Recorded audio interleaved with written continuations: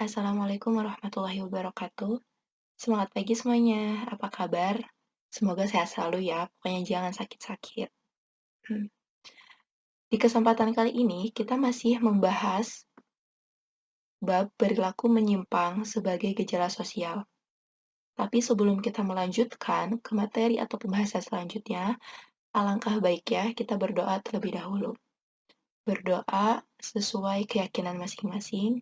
Dimulai.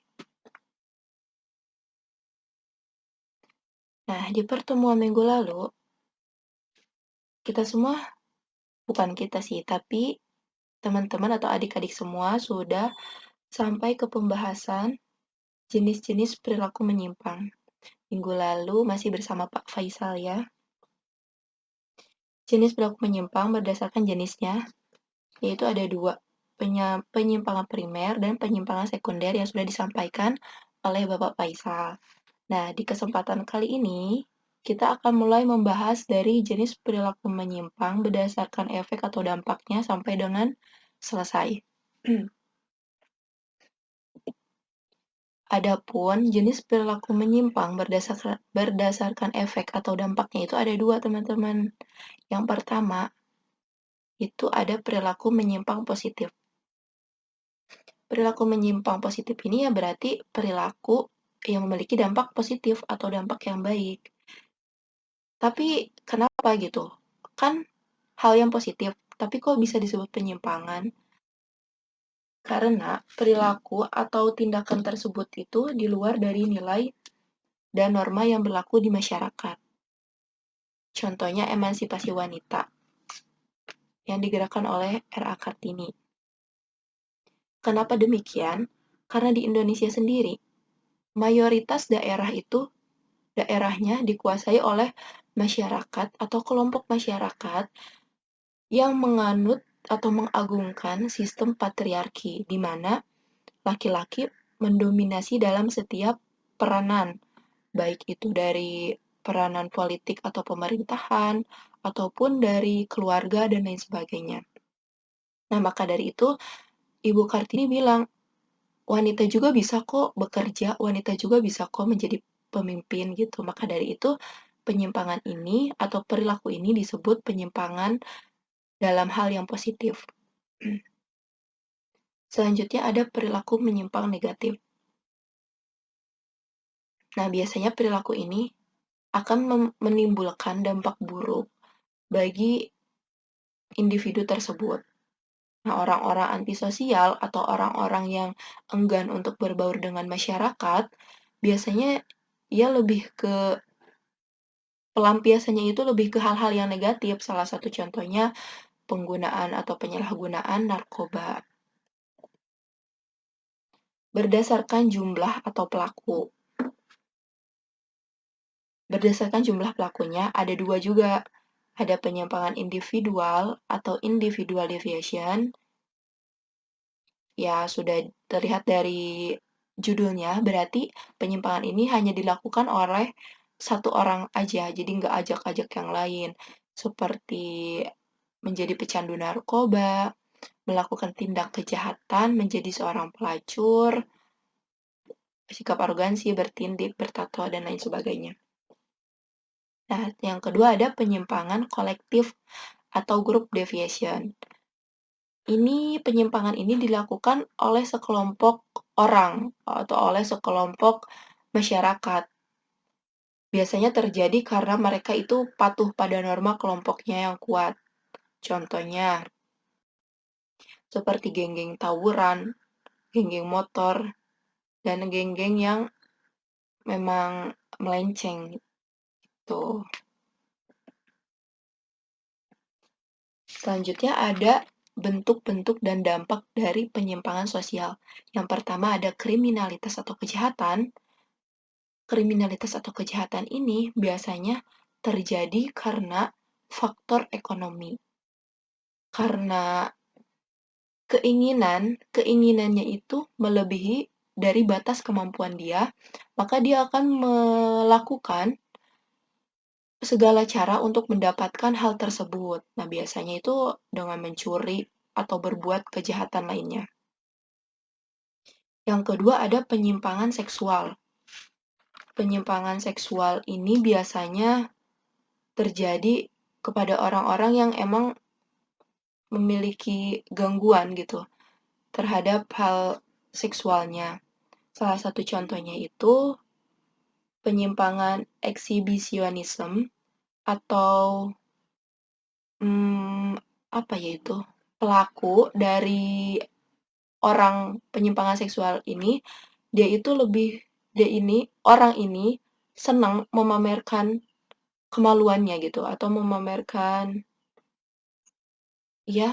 kemaluannya kepada orang lain. Jadi ketika orang lain terkejut, ketika mereka buka atau melakukan hal asusila di tempat umum itu mereka senang gitu, mereka merasa puas. Nah, itu eksibisionisme.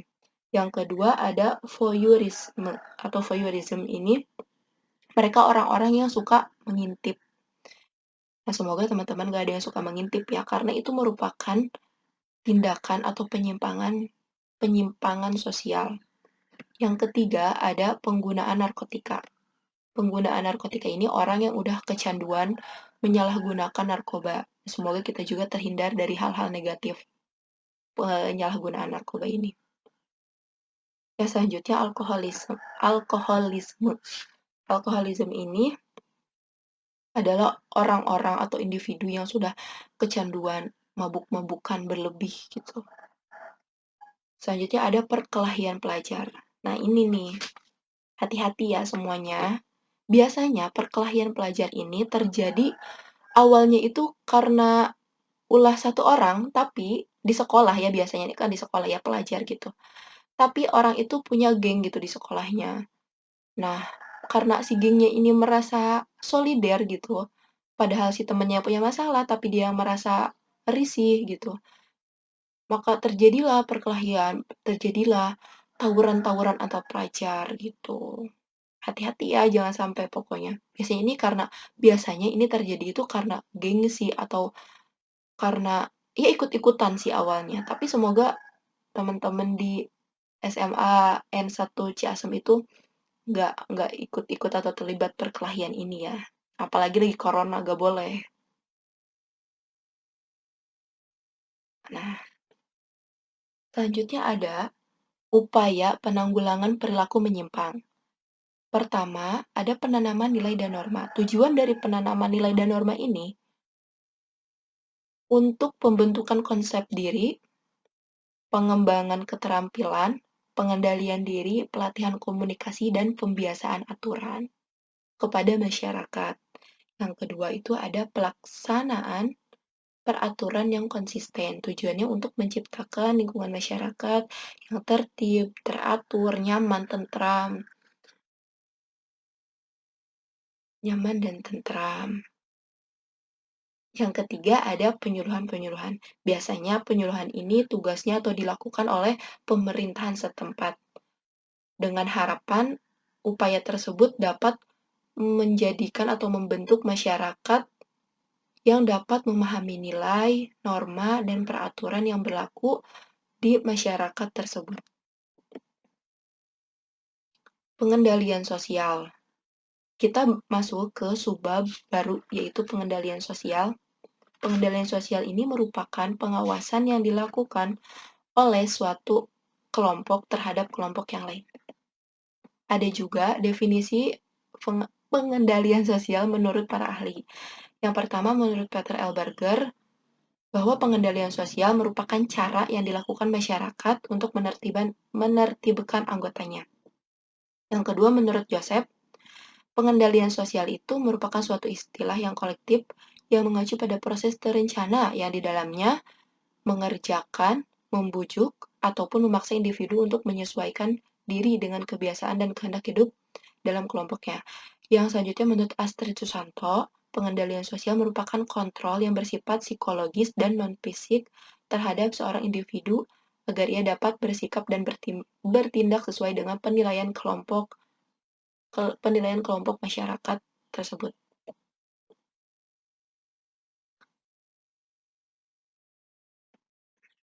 Yang selanjutnya ada tujuan dari pengendalian sosial. Yang pertama itu untuk menjaga ketertiban sosial. Tentu ya, jika ada sesuatu penyimpangan sosial, maka suasana dari suatu kelompok sosial atau kelompok masyarakat itu kan nggak akan tertib. Dari tujuan dari pengendalian sosial itu untuk menertibkan. Yang kedua, untuk mencegah penyimpangan nilai dan norma. Betul. Dan yang ketiga, untuk mengembangkan budaya malu. Kenapa sih budaya malu ini harus dikembangkan? Karena ketika seseorang, individu, atau kelompok masyarakat sudah tidak punya malu, maka mereka akan terang-terangan untuk melakukan hal-hal yang negatif di depan umum. Baik itu asusila, kejahatan, atau yang lainnya. Maka kita sebagai manusia itu wajib memiliki rasa malu yang tinggi. Tapi jika untuk hal yang positif, seperti berpidato di tempat umum, menyampaikan pendapat, itu harus disingkirkan dulu rasa malunya, karena itu sesuatu atau hal yang positif. Yang keempat itu untuk menciptakan dan menegakkan sistem hukum yang berlaku di masyarakat. Pengendalian sosial ini ada cara dan sifatnya. Untuk cara pengendalian sosial sendiri, yang pertama itu ada cara persuasif, yang mana cara persuasif ini upaya yang sifatnya ini mengajak atau membimbing. Di sini nggak ada paksaan, lebih ke secara baik-baik aja. Contohnya, ada sejumlah artis membagikan bunga sebagai ajakan untuk terwujudnya perdamaian. Yang kedua, ada cara koersif, yang mana cara koersif ini sifatnya ini memaksa dengan paksaan. Contohnya, penertiban pedagang oleh Satpol PP. Nah, untuk sifat pengendalian sosial sendiri juga ada dua. Yang pertama ada upaya preventif, yang mana dilakukannya itu sebelum terjadinya penyimpangan atau lebih ke pencegahan. Yang kedua ada upaya represif, yang mana pengendaliannya itu setelah terjadinya penyimpangan. Contoh dari upaya preventif atau sebelum terjadinya penyimpangan ini, seperti halnya iklan layanan masyarakat yang berisi ajakan untuk pemilu yang damai, misal, atau dilarang say no to drug gitu-gitu. Nah, untuk upaya represif ini atau pengendalian setelah terjadi penyimpangan, contohnya seperti tindak pidana hukuman atau hukuman yang dijatuhkan kepada seseorang yang sudah melakukan tindakan sosial, seperti itu. Cakupan dari pengendalian sosial sendiri ada 4. Ada yang dilakukan oleh individu terhadap individu, seperti seorang guru yang menegur siswanya karena telah melakukan penyalahgunaan kode etik seperti telat datang ke sekolah ataupun bolos. Yang kedua ada individu terhadap kelompok. Contohnya seperti guru yang menegur siswa-siswanya di dalam kelas. Yang selanjutnya kelompok terhadap individu seperti halnya sekelompok polisi yang menegur seorang supir truk karena melakukan tindakan atau penyalahgunaan di jalanan gitulah ya. Yang keempat ada kelompok terhadap kelompok lain. Contohnya seperti penyuluhan yang dilakukan oleh sekelompok orang kepada sekelompok masyarakat. Adapun jenis-jenis pengendalian sosial ini, yang pertama ada teguran. Teguran merupakan peringatan yang dilakukan oleh satu pihak ke pihak yang lain.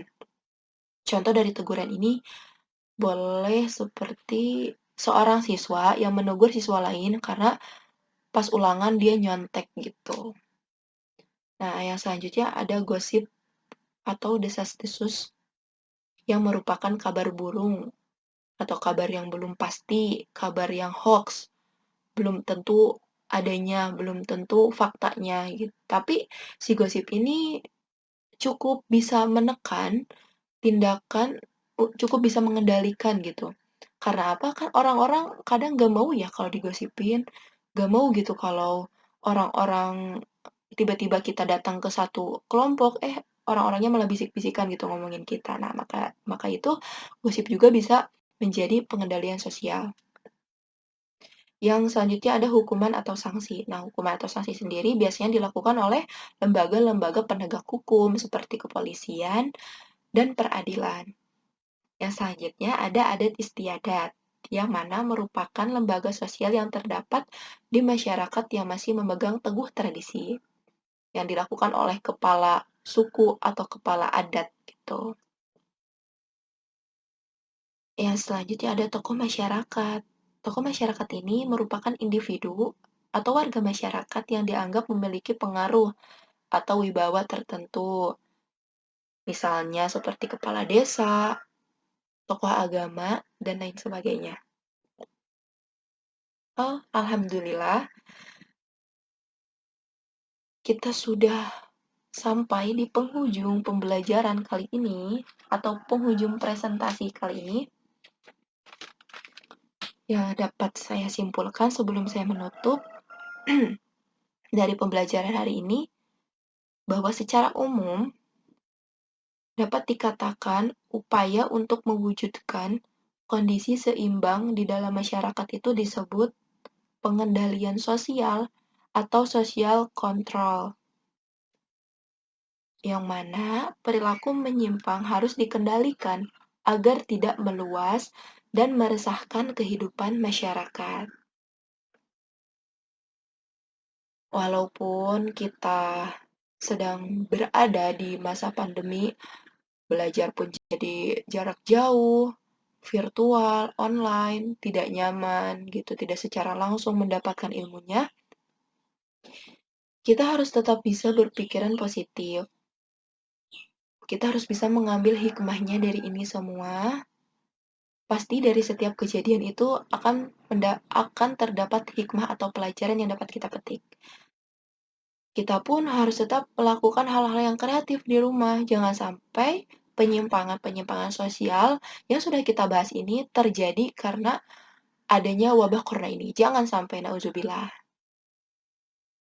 Oke, terima kasih semua karena telah mendengarkan ocehan saya kali ini. Semoga ada hal yang dapat bisa kita ambil di dalam pembelajaran kali ini. Terima kasih sekali lagi, mohon maaf karena masih banyak kekurangan. Wassalamualaikum warahmatullahi wabarakatuh. Semangat selalu semuanya.